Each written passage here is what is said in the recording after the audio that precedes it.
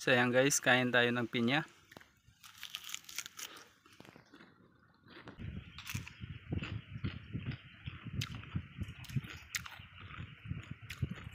Pineapple.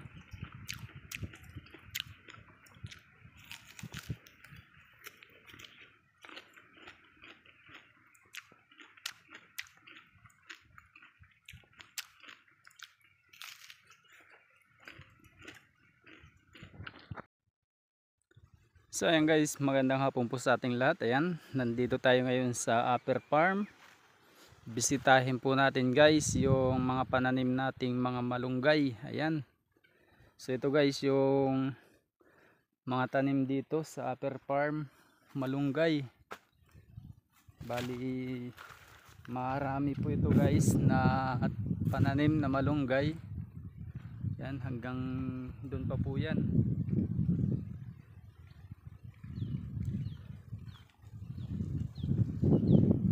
Yan. Ano po yung purpose guys kung bakit marami kaming tanim dito na malunggay? Ito po ay napakaganda sa ating mga lagang baboy, and then sa mga tao din. Maganda din sa kalusugan, sa mga pwede nating gawing gulay, yung malunggay. Ayan, pwede din natin guys gawing inumin na malunggay. So ayan ay matataas na po guys yung ibang malunggay. Bali yung gagawin dito yung mga matataas na po guys ay katulad nito. Ikakat na po ito guys. Bali puputulin po ito hanggang dito guys. Yan para manahon dito sa baba. Yan.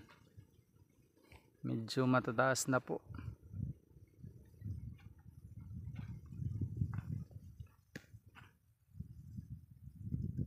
Pinaka-alternatibo din ito guys sa pagkain ng ating mga lagang baboy, yung mga malunggay.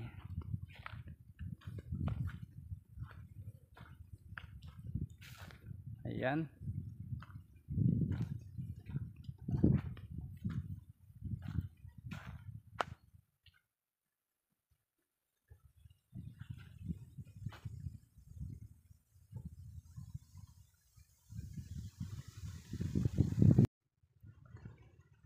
May mga pananim din tayo guys na okra dito. Ayan oh. Hanggang dun. Ayan.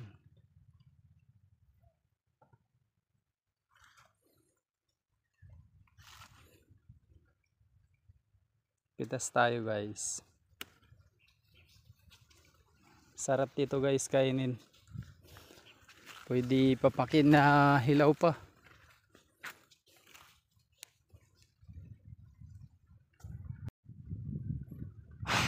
Ayan oh.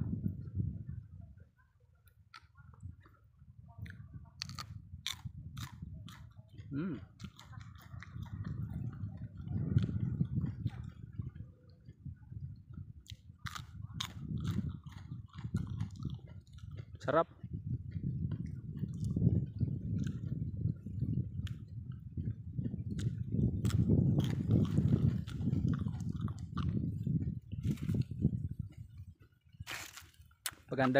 Maganda guys papakin yung okra, lalong lalo na guys dito sa mga pananim.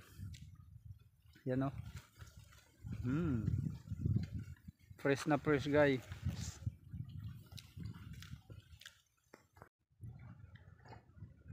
Yan, maraming bunga. Pwede na yan harvestan.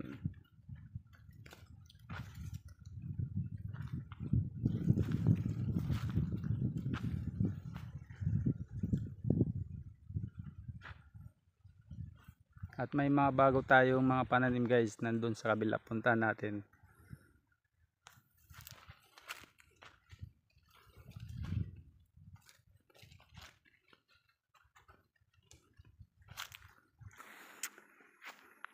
Ayan, may mga bulaklak guys yung mga malunggay oh.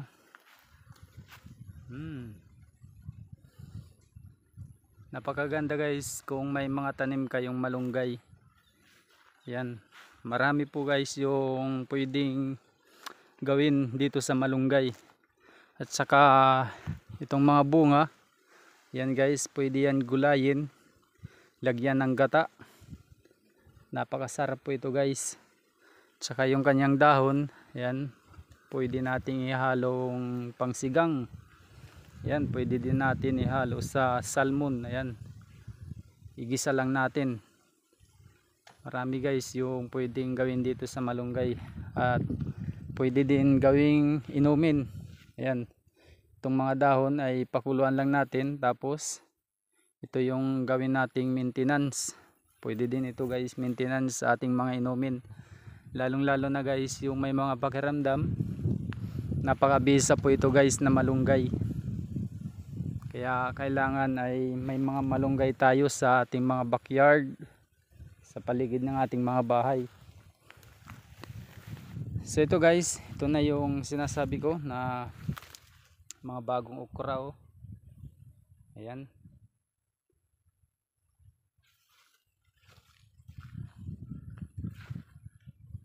Hanggang dun. Mga okra yan guys. Ayun naman yung mansion ko, yung bahay ko dito sa upper farm.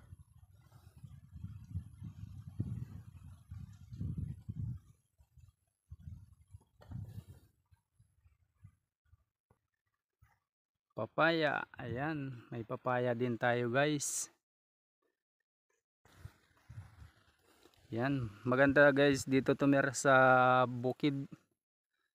Kung may mga pananim ka, napakaganda guys. Tahimik.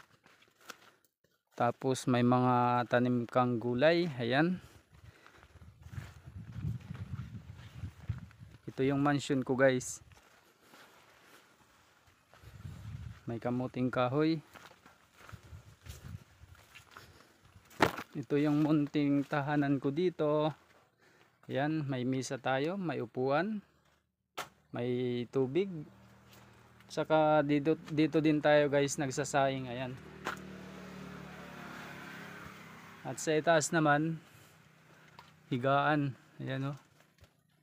Nandun yung iba kong gamit sa itaas. Ganda dito guys, tahimik. Tapos mahangin pa.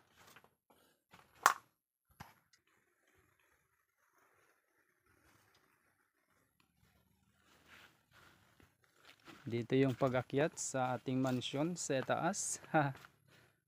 Yan. Medyo hindi pa po ito guys tapos.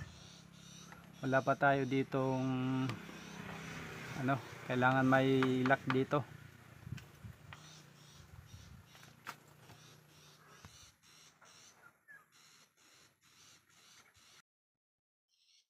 So ayun guys, ay pinakita ko po sa inyo guys yung iba namin ditong mga pananim sa upper farm. Ayun na nga, ay medyo malunggay guys yung pinakamarami naming tanim dun.